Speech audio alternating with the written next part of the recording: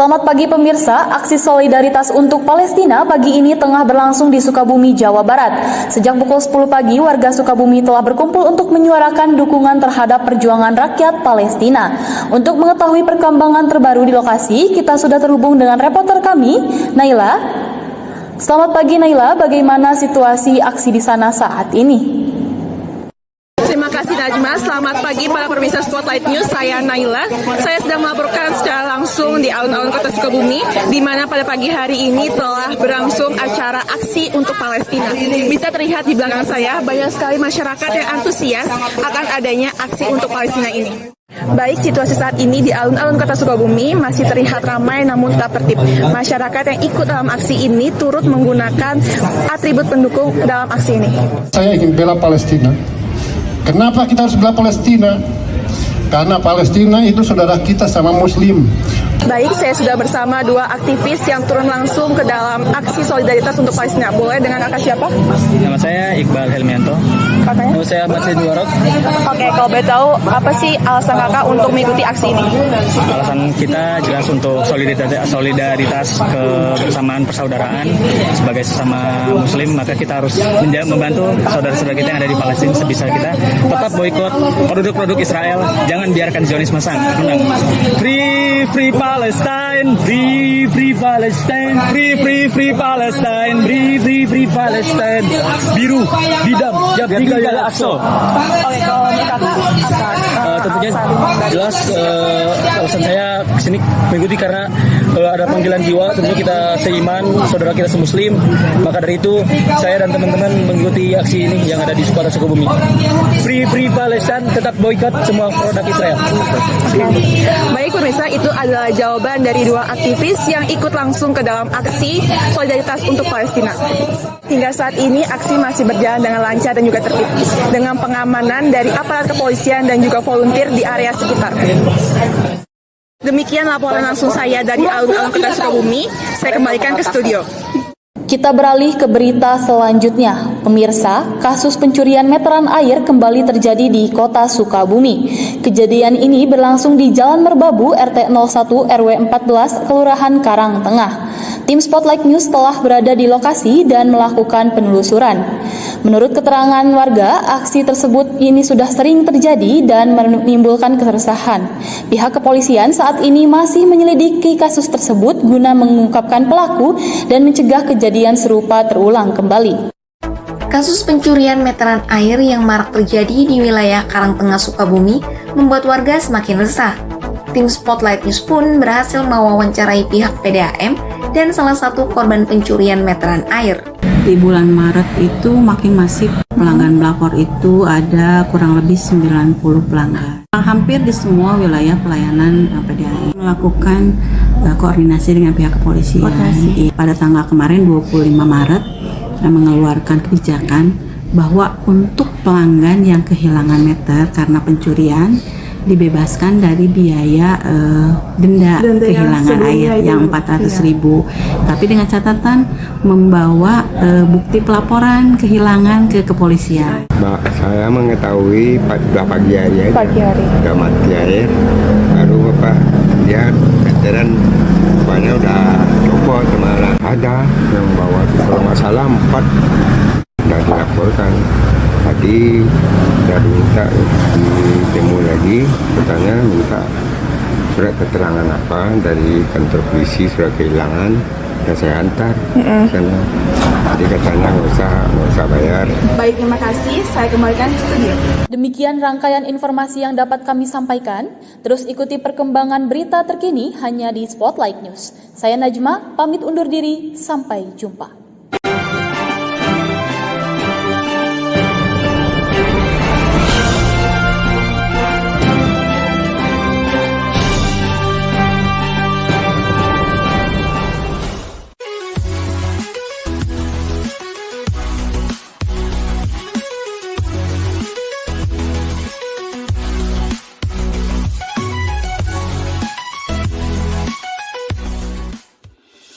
Selamat pagi pemirsa, senang sekali saya Najma kembali hadir di Spotlight News. Akhir pekan ini Anda bingung mau pergi liburan kemana? Tenang saja, kami punya rekomendasi tempat wisata menarik untuk Anda. Hari ini kita akan lebih mengenal dekat dengan destinasi wisata yang sangat cocok untuk para keluarga yang ingin liburan di akhir pekan ini, yaitu Goalpara Estate Camp yang terletak di Sukabumi, Jawa Barat.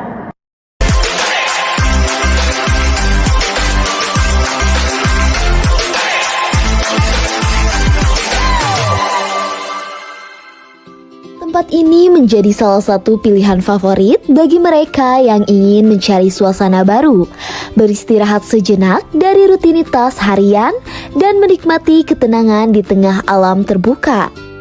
Terletak di Sukabumi, Jawa Barat, Goalpara Estate Camp menyuguhkan nuansa alam yang masih sangat alami, dikelilingi oleh hutan pinus dan pebukitan hijau yang sejuk dan menyegarkan.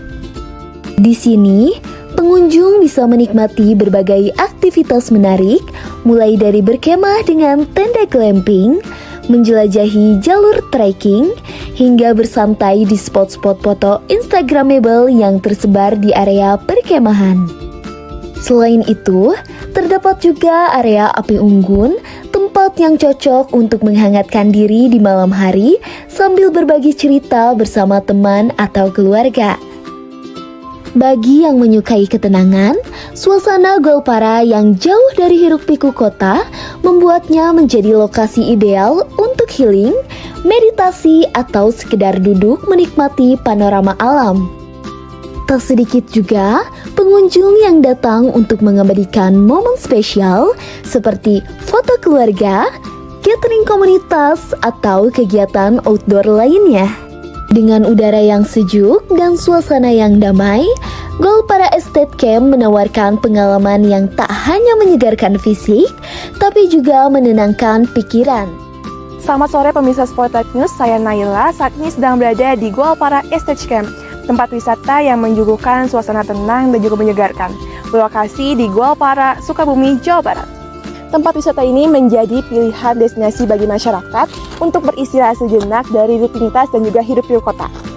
Dengan nuansa alam yang asri dan menenangkan, Goalpara memberikan pengalaman yang berbeda bagi pengunjungnya.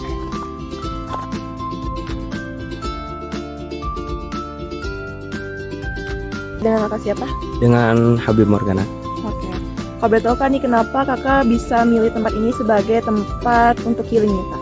Yang pertama memang bagus juga ya tempatnya, terus dingin juga gitu, yang memang secara iklim gitu di Sukabumi itu udah mulai panas dengan adanya industri dan lain sebagainya lah gitu.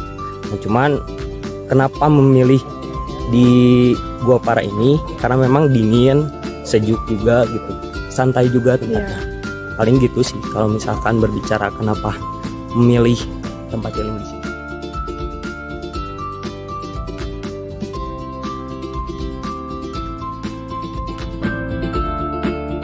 Halo, dengan kakak siapa? Dengan saya Maulana. Oke, kalau boleh tahu kak, apa sih yang disediakan di Goalpara Estate Camp ini? Di Goalpara Estate Camp ini kebetulan ada cafe, ada camper van, ada premium camp juga.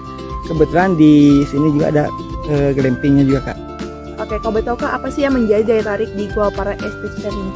Oke, jadi daya tarik di Estate Camp ini, jadi ada beberapa program kak. Selain kita menginap di Goalpara ini, ada program kayak menanam kopi, trekking, kayak hotel berbasis outdoor gitu kak. Jadi kita bisa bakar-bakaran di hutan, jalan-jalan gitu kak. Kalau misalkan yang paling banget diminatin sama masyarakat nih kira-kira antara trekking atau menginap, itu apa kak yang paling banget diminati gitu sama masyarakat? Yang paling diminatin sih kayak trekking sih itu kak. Iya, trekking sama penanaman kopi itu. Oh benar. Ya. Kalau misalkan penanaman kopi itu dilakukan berapa bulan sekali atau gimana? Jadi kalau setiap tamu yang menginap, yaitu dapat program penanaman satu pohon kopi itu kak. Oh satu pohon kopi. Satu kelompok yang nginap gitu kak? Ya, dapat satu pohon kopi. Oke, itu kalau misalkan ditanam itu langsung di sini atau? Ya, langsung sini. Ada di sekitarannya ada kebun. Oke. Wow, tak heran ya jika kini Goalpara Estate Camp menjadi salah satu destinasi bagi masyarakat. Bagi Anda yang tengah mencari perjalanan wisata akhir pekan, mungkin ini bisa jadi jawabannya. Saya Naila, saya kembalikan ke studio. Bye-bye. Itu dia rekomendasi dari Spotlight News untuk Anda yang ingin menikmati akhir pekan ini bersama keluarga, sahabat, atau orang tercinta. Saya Najma, pamit undur diri. Terima kasih, selamat pagi, dan sampai jumpa.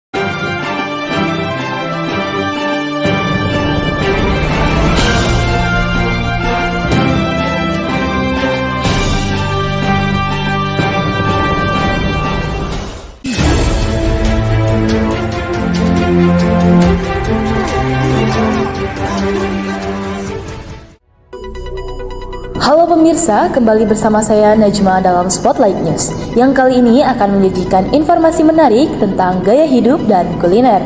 Bagi Anda, para pecinta makanan pedas, ada kabar yang menggugah selera dari Sukabumi. Salah satu brand kuliner yang sangat digemari oleh anak muda, Mie Gacoan, hari ini resmi membuka gerai barunya di kawasan Cibadak, Sukabumi, tepatnya di Jalan Siliwangi.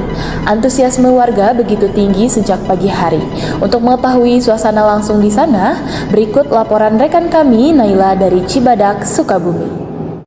Setelah dinanti-nanti, akhirnya Mie Gacoan resmi membuka cabang terbarunya di Jalan Siliwangi, Cibadak, Sukabumi pada tanggal 12 Mei 2025. Gerai ini langsung diserbu pengunjung sejak pagi hari. Banyak warga yang penasaran ingin mencicipi makanan yang dikenal dengan sensasi pedas dan harga ramah kantong. Dengan konsep tempat makan yang modern dan kekinian, Mie Gacoan menghadirkan suasana yang nyaman dan cocok untuk nongkrong bersama teman maupun keluarga. Dengan hadirnya cabang baru ini, Mie Gacoan menambah warna baru dalam dunia kuliner Sukabumi. Halo, selamat pagi pemirsa, saya Naila. Saat ini sedang berada di Jalan Siliwangi, Cibadak, Sukabumi, tepatnya di depan Mie Gacoan yang baru saja menggelar grand opening pada hari ini. Sejak pagi antusiasme masyarakat terlihat cukup tinggi. Banyak pengunjung yang secara langsung datang untuk mencicipi cita rasa dari Mie Gacoan yang sudah dikenal luas. Kini hadir lebih dekat di wilayah Cibadak. Selain menawarkan harga yang terjangkau, gerai ini juga menghadirkan suasana tempat makan yang nyaman dan kekinian. Desain interiornya cukup menarik, cocok untuk dijadikan tempat berkumpul bersama teman maupun keluarga. Ibu dengan ibu siapa? Dengan Ibu Mariam. Ibu Ika. Oke, gimana ini perasaannya dengan dibukanya Mie Gacoan di Sukabumi kan? Yang deket tuh biasanya di Bogor, kalau di Cianjur. Ya, ya nomor satu seneng ya, jadi deket gitu. Iya. Ya, dan untuk di hari pertama ini buka gitu kan, antusiasnya luar biasa banget gitu kan. Iya. Pokoknya untuk Mie Gacoan sukses terus. Terima kasih udah ada di daerah Sukabumi gitu ya. Menurut Ibu? Iya sih. Biasanya kan saya kalau sama anak ya, kalau pengen makan Mie Gacoan itu kita ke Bogor. Iya. Lumayan kan perjalanannya. Iya, jauh. Tapi semenjak ada di sini ya puji Tuhannya kita lebih gampang, lebih dekat lagi sama rumah kan. Iya. Jadi transportasi lebih murah. Oke, terima kasih Ibu. Kalau ada dengan siapa? Ipang. Rizky. Oke, harapannya apa nih untuk setelah dibukanya Mie Gacoan di wilayah Sukabumi? Ya kedepannya bisa lebih maju lah, lebih ramai. Ya kedepannya lebih sukses lah, lebih ramai lagi. Yang mau coba ke Gacoan yang dari Cicurug, udah ada nih Gacoan di Cibadak. Yuk, yang mau datang jadi datang aja. Oke, mungkin ada nggak sih ya kayak misalkan harapannya buat masyarakat misalkan mendapat pekerjaan atau apa gitu kan adanya Mie Gacoan di wilayah Sukabumi? Ya membantu lah Membantu, buat masyarakat warga setempat. Ya. Alhamdulillah lah teh, ada kerjaan juga. Nama-nama ngurangin pengangguran yang ada di sini. Makasih ya. Meski baru dibuka, gerai Mie Gacoan di Cibadak langsung disambut antusias oleh masyarakat. Antrian panjang tampak tertib dengan pelayanan cepat dan sigap dari para pegawai. Mulai dari anak muda hingga keluarga, semua menikmati suasana yang nyaman dan kekinian. Tak sedikit pula yang mengabadikan momen makan bersama di tempat ini. Menariknya, area parkir yang luas dan tertata rapi menjadi nilai tambah tersendiri. Kendaraan pengunjung tertata dengan baik sehingga tak menimbulkan kemacetan di sekitar jalan utama. Berlokasi strategis di jalur utama Jalan Siliwangi, kehadiran Mie Gacoan Cibadak diyakini akan menambah pilihan kuliner yang menarik di kawasan ini. Dengan grand opening yang meriah ini, Mie Gacoan diharapkan masyarakat untuk bisa menikmati makanan lezat dan juga suasana yang nyaman. Dari Cibadak Sukabumi, saya Naila melaporkan untuk Spotlight News. Terima kasih Naila atas laporannya.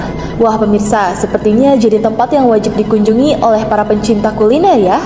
Jangan lupa tetap utamakan protokol kebersihan dan antri dengan tertib kalau berkunjung ke sana. Saya Najma, mewakili tim redaksi, pamit undur diri. Terima kasih.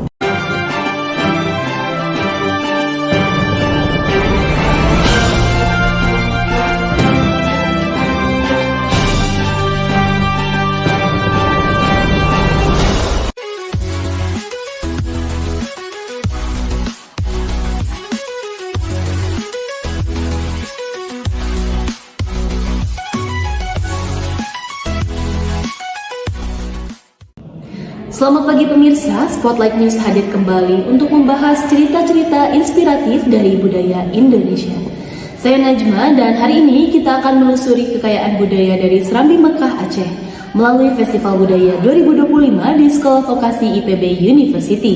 Budaya Aceh dihadirkan sebagai upaya melestarikan adat dan kearifan lokal. Seperti apa keunikan budaya Aceh yang menjadi identitas dan kebanggaan bangsa? Kita simak laporan selengkapnya bersama rekan kami Naila Nur Afiza.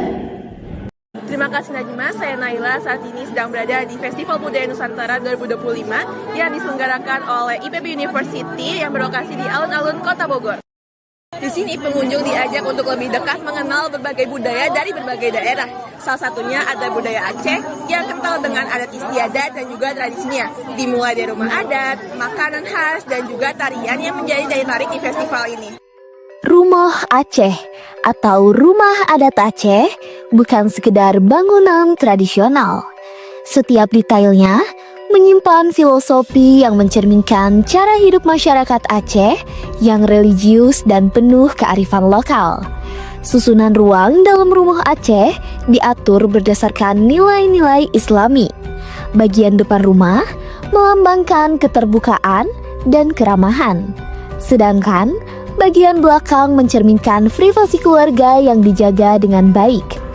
Tak hanya sebagai tempat tinggal, rumah ini juga menjadi ruang musyawarah, tempat berkumpulnya keluarga besar, serta simbol keharmonisan sosial. Cukup banyak, kayak misalkan kita harus menyiapkan vendor food, vendor makanan konsumsi, terus kita harus juga latihan nari, terus banyak konsep acara yang memang harus kita siapkan sebelum akhirnya kita laksanakan acara Festival Budaya Kelompok Aceh hari ini. Selain rumah adat, salah satu yang paling dikenal adalah mie Aceh. Disajikan dengan kuah kental berbumbu kuat, mie ini memadukan rempah-rempah lokal seperti jintan, kapulaga, dan cengkeh, yang menghasilkan cita rasa yang pedas gurih yang khas.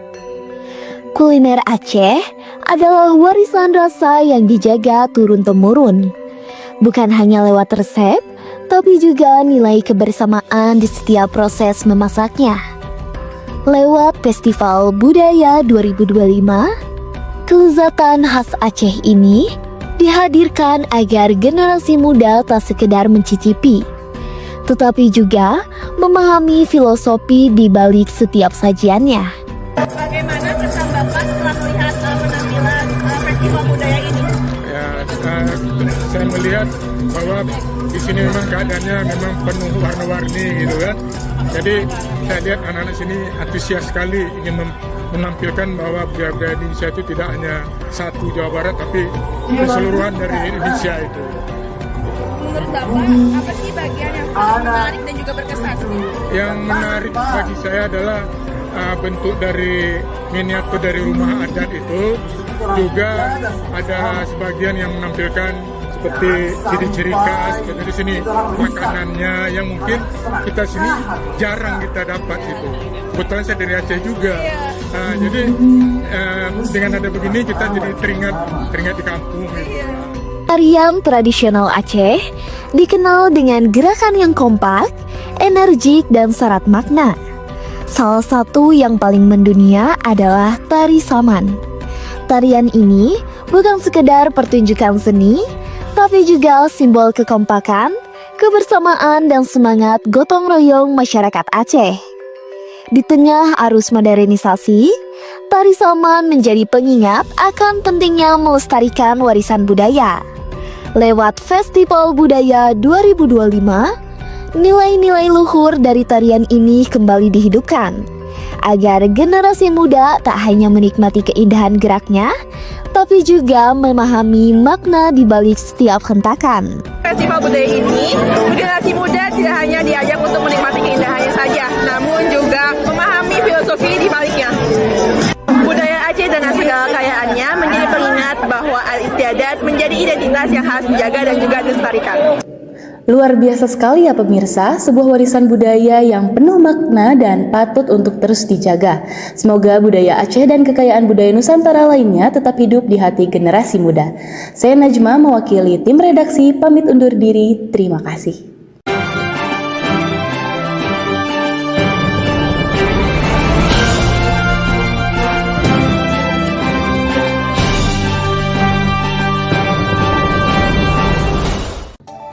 Selamat pagi pemirsa, Spotlight News kembali hadir bersama saya Najma. Pagi ini kita tidak hanya akan melihat keindahan alam, tetapi juga mengulik lebih dalam tentang dunia pertanian, khususnya pembibitan yang menjadi bagian penting dari sektor pertanian di Sukabumi. Dan inilah dia Samaah Nagrak.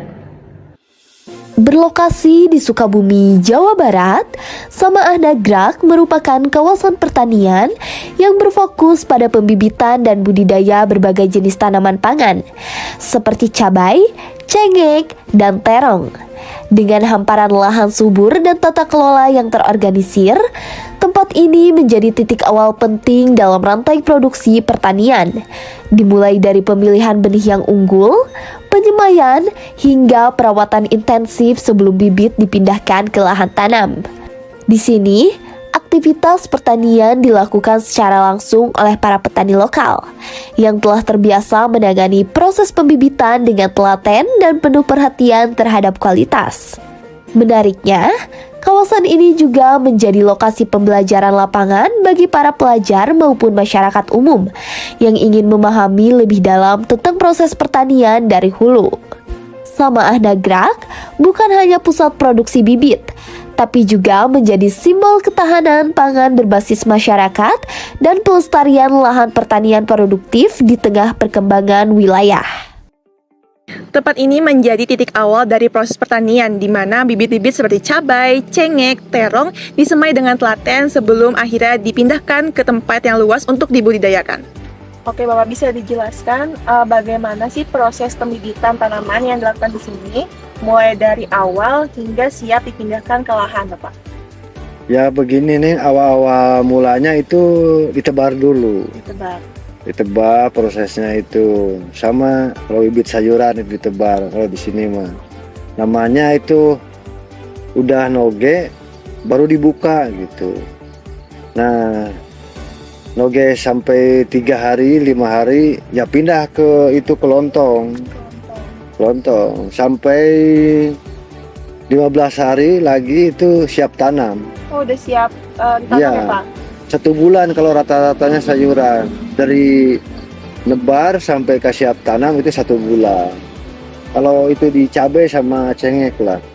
Kalau tomat lain lagi, tomat sampai 20 hari, kol 25 hari. Berarti itu waktunya lebih cepat ya dibandingkan cabai? Iya, lebih cepat. Kalau cengkeh paling lama lah, paling lama.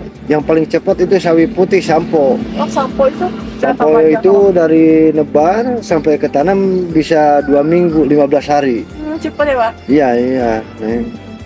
Kalau sampo mah begitu. Tapi biasanya itu permintaan dari pelanggan itu, Pak, lebih banyak ke cabai, cengkeh ataupun tomat? Kalau di sini nih kebanyakan cabai sama cengkeh itu rawit. Oh iya. Kalau di kan petatina di sini dataran menengah ke bawah, ngambilnya itu cengkeh sama cabai. Hambatan yang dihadapi dalam proses pembibitan ini dan apa solusi yang dilakukan? Ini pembibitannya suka ada busuk-busuk gitu kan, ada yang mati. Cara mencegahnya itu ya diobat, ya diobat, disemprot sama obat-obatan lah gitu. Kondisi tanah yang subur dan iklim yang sejuk membuat kawasan ini menjadi kawasan yang cocok untuk melakukan pembibitan. Dari tempat inilah bibit-bibit sehat tumbuh dan menjadi bagian penting dalam keberlangsungan pertanian di Sukabumi. Saya Naila melaporkan untuk Spotlight News, saya kembalikan ke studio. Luar biasa ya pemirsa, bagaimana sektor pertanian yang diawali proses pembibitan menjadi tonggak awal dalam pembudidayaan tanaman. Saya Najma mewakili tim redaksi pamit undur diri, terima kasih.